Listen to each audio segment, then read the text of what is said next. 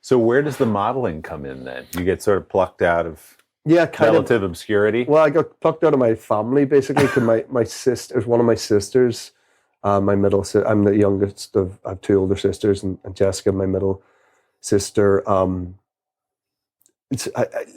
listen, I had a real, I won't forget that summer for so many reasons. Summer 2002, I'd come back from uni. My dad, I was having a real fruitless summer. My friend Lee McCluskey and I drank a lot. We'd get up early, start drinking early. I mean, you and I are in a pub very early. But look at us, we're drinking water, being very well behaved. But we would like drink sort of all day, kick a football or soccer ball around for a minute. And I remember one day, Dad came home and from work. My dad was a professor of medicine, obstetrician. And I had spent the day, he's like, what did you do today, son? And I was like, and I had de-strung a tennis racket that I had a broken string in. And I'd spent the day just unpicking this thing. And I said, look, and I was proud of him. I was like, look at this. Right. Check this out, Dad. Big You're going to be delighted. I took all the strings off this racket. Remember, it was broken. I took it all. Anyway, Dad, and I don't think my dad ever shouted at me in my entire life. He didn't shout at me, but he took me into this sort of front room that we never really used. Everyone has that room that like never used unless the neighbours are around. And he sat me down, and he actually he said I was.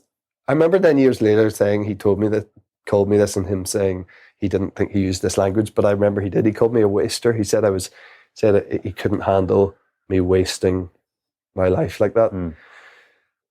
So it was around that time, there was a lot of discussion in my family of like, what are we going to do about Jamie? How do you solve a problem like Jamie here? He's dropped out of uni and he's spending his day taking strings out of tennis rackets, thinking it's a big achievement. I was probably depressed looking back on it now. Yeah. You know, it was only a few years after Mum had died, and I was probably a bit rudderless and confused about where I wanted to go. And it was then that my sister, Jessica, had seen something about like an open casting thing for this show. This was like very early days. Like a reality show. Yeah, kind of. I guess it was. Yeah, it was, but it was sort of before, not as we know it now, right, where everything's reality. Our world is a reality TV show.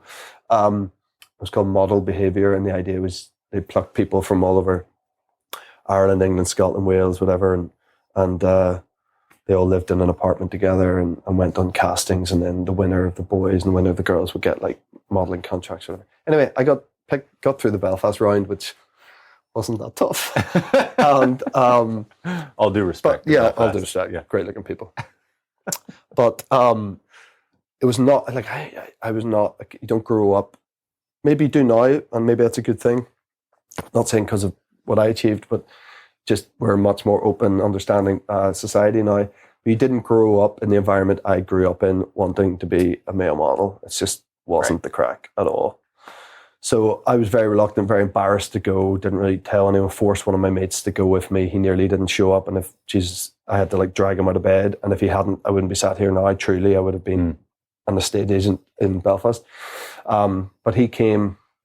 And I went, and I was really doing it just to be able to go, guys, I went to that thing. Are you happy now? Mm-hmm. Anyway, that thing then became a thing where I was like, I could get paid money for that, you know. Right. Moved to London, on a bit of a whim. I got kicked out of the show after a day. I didn't even make it anywhere near the apartment. Like I didn't have what it took, they told me. But one of the judges was a booking agent at Select Model Management in London who you got the contract with. And I said to her, listen, do you think if I moved to London, I could actually do this? And she was like, I can't really say that. I don't know. But like, if you ever come to London, give us a call. I took that to mean I'm moving to London because they want me to give me loads of money to model. So about a month later, I moved to London. I knew another Irish guy who was working in a pub who was leaving. So I knew there was a vacancy. Buffed out my CV a bit with pub work. Mm-hmm. Got straight into this bar job, worked there full time.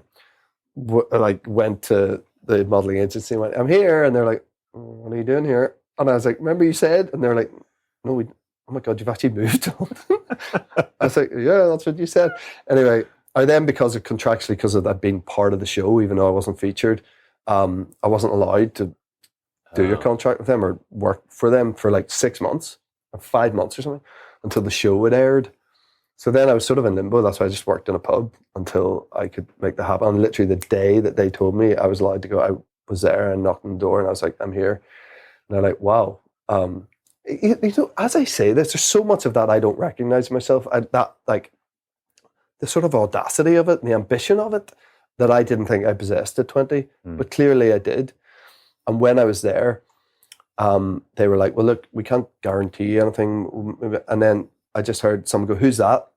I turned around to him called Tandy Anderson, who owned the agency. He probably only came in 1 or 2 days a week, and she happened to be there. And I said, oh, I'm Jamie, and blah, blah, blah. And she said, I like your face. And I went, cool. And then that was it. And then they took me on, and then things started happening quite quick. But it was all fate and luck and timing and madness. Like so many things. Yeah. So you do that well. You do it successfully. Big campaigns, Abercrombie and Fitch, all these big. And then at some point you decide, okay, this has been good for me. I made some money and I've done really well, but what's the next thing? And then that's when you pursue acting. Yeah, right? yeah. I got an agent at 22. I did, so not long into that. I did my first audition was Marie Antoinette, which I got. Or Sophia Coppola, it was my very first thing. But I was still very half-baked about what I wanted to do. I was sort of in a band a bit. I was kind of a bit like, I was in my young early 20s. I didn't have a clue who I was, really. But I knew that I never got a real satisfaction out of modeling, let's say that. I enjoyed it, enjoyed traveling around, enjoyed spending a load of time in New York. But I didn't. I remember one of the bookers at my agency saying to me when I was about 24, 25 maybe, it's like, you've got the sort of face that means, you know, because it was so like, you know, you could get models that would come in and they had the right look for that moment. They're like stick thin, like androgynous look or whatever. It's like that's really in. Or you had more of a timeless, like catalogue-y, longevity kind of face. And I remember being told that like you've got a face that will, you know, the structure of your actual bones and stuff that means you'll be able to do this for a very long time. And they were telling me that as a positive thing. Right. And I was just going, oh my God, no, I don't want to be doing this for a long time. The idea, and with the greatest of respect, and I if you can make money modeling in your 60s, whatever, fair play. I didn't want to do that. The idea of that made me feel sick, like in my stomach. I was like, I can't believe I would have to be doing this. Because you had no control. I hated the lack of like control you had over it. I hated the sort of put your arm down, no, put it up again. Look, I found it really like, do I get to own any of this? Any of me? No. No is the answer. Yeah. So when them telling me that, it's just like, no, this could be fruitful. You could be making money for this for 3 more decades. I was like, God, get me out of here. Like, I can't do that. So yeah, and then I started to then realize that to be an actor, you had to actually work much harder than I was at that time. I was just thought it was cool. And now and again, I'll have an audition. I'd be like, oh, okay, I'll go and I won't put any work in. And then I put a lot of work in for a while and didn't get anywhere either. And I thought, Jesus, this is never going to happen. And I guess eventually it did. Yeah, you said you got the first thing you booked with Marie Antoinette, but then a long dry spell after that. And then something comes along, this book that's been written, 50 Shades of Grey. Yeah. What was your first thought when they pitched you the idea? I thought, can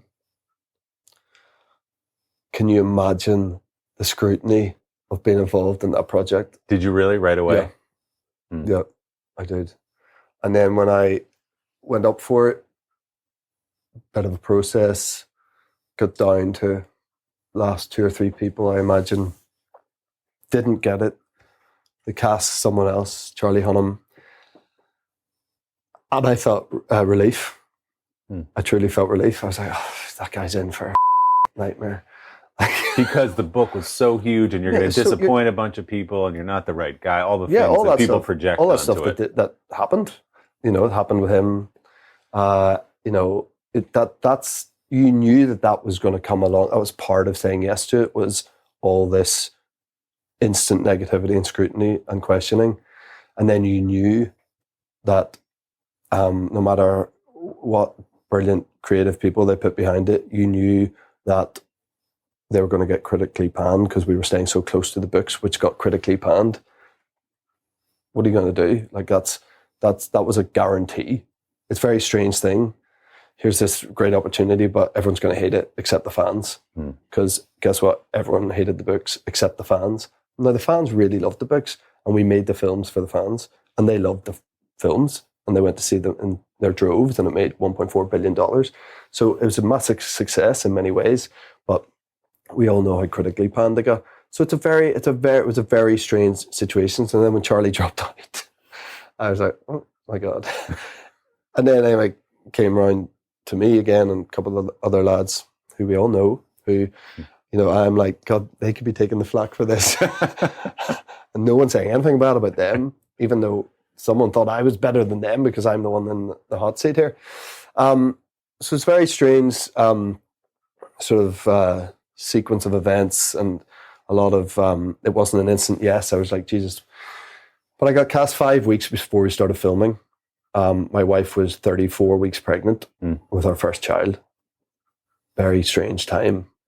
I had to make a very quick decision of, could I get my family to Vancouver safely to start making these movies on such short notice? And, I have, zero regret with being involved in them and making them, and it'd be crazy to have regret because it's afforded me the opportunity to do so many other great projects off the back of it. If you're in movies that make that much money, you get tremendous opportunity. It put me in a position financially that I never thought I'd ever be in. And, there's lots of good things. And again, we satisfied the fans in a massive way. Do you have to deal with all the other negative part of it? Yeah, sure. But as I said to you earlier, I'm in the wrong game if I can't take criticism. It's I think John Oliver had a whole thing of like, he's not my Christian Grey or whatever about me. I've never met John Oliver. I've actually always thought he's a really interesting commentator. Makes me think he's a bit of a prick, saying something like that about someone you don't know, starting a whole campaign about someone you don't know. In my opinion, is an unfair thing to do. But, dealing with stuff like that, even if you're not aware of it, you're sort of made aware of it through osmosis. And it becomes a pile-on. It becomes cool to pile on. Exactly. And we've seen so many examples of that, from not comparing myself to, other, but like you've seen people who are not the mime with some, mine was just like, that was before the films came out. He started that thing. But we've seen that happen where talk show hosts have said stuff and then there's been some sort of demise for those people and then they have to sort of retract. That's not my story, but like I think people have to be a bit careful when they say stuff like that. It's hard to block that out too. Yeah, you can say, I'm just going to focus and look forward. But as you say, the opportunity afforded you, how popular it was with the people who it mattered to, that changed your life. How did you deal with the fame side of it? Because up to then, people knew you from The Fall, you had your audience, but this is something else entirely. Now you're being chased down the street, everyone wants to know more about your wife and all those things. How did you handle that? I hid. I truly hid. When the first movie came out, we literally went away and stayed in a friend's house in the middle of nowhere. And I switched my phone off for 2 weeks. Wow. And then at that exact moment, so 6 years now, film came out 7 years ago. But for the last 6 years, we've lived out in the countryside, nowhere near anything major going on. And I think that, that's been part of it. Also, this whole madness of my career paralleled with becoming a father for the first time. We've had 3 kids in that time also. So we wanted to be somewhere where the kids were away from that, let alone my wife and I being subjected to that. And I think it was the right thing to do, to just not be that much in people's eye line, really. Yeah. And I'm glad we did that. And actually, it's been great now. The kids are getting to an age where they don't need us for absolutely everything. But it was the right move for us at that time. And now your big social event is the Dad's Soccer League, where you lead the league and pulled hamstrings, I'm told. There's a lot of injuries now. It's embarrassing, you know. But yeah, we had this big grudge match against the school staff there, which we won a few weeks ago, which was pleasing. But I got an injury pretty early on and had to pretend I was fine and play through it. But yeah. Got to stretch those hammies before the game. I've kept you too long. Before we let you go, I want to ask you about The Tourist. Yeah. Which is a big hit in the UK, now coming to HBO Max. Yep. Such a cool series. Just for people who are thinking about watching it, what's the thumbnail sketch of the story? Yeah. I have to say, for me personally, having Belfast and The Tourist come out around the same time, to get the love that they're both getting when they're such different projects. Yeah. I play such different characters. It's been a nice time for me, and it's been enjoyable, and I've loved it, and the love it's gotten in the UK and Ireland has been very real. So yeah, it's sort of the setup is a guy, me, he's just known as the man, is driving through the Australian outback, seemingly in quite a happy place in his head. He's singing along to a song. Then this big truck comes very close behind him. It's very inspired by Steven Spielberg's Duel. Gets into this big race with this sort of race/chase with this truck. Becomes very dramatic. And anyway, the truck ends up slamming him off the road. Guy wakes up in hospital. No memory of who he is or why he's in Australia or why anybody's trying to kill him. We then spend the next 6 hours finding out exactly those answers. And it is really warped why he's there, and tonally it shifts around so much, and just when you think you know that you have a handle on what's going to happen, you're like sidebarred and you're totally wrong. It's a very entertaining show, and yeah, it's an exciting 6 hours of television. That first opening scene, the truck chase, is unreal. I mean, if you make it through, let's say, the first 30 minutes, truckers tried to kill him and someone with a bomb in a diner already. Correct. Just to give you a sense of how intense this is.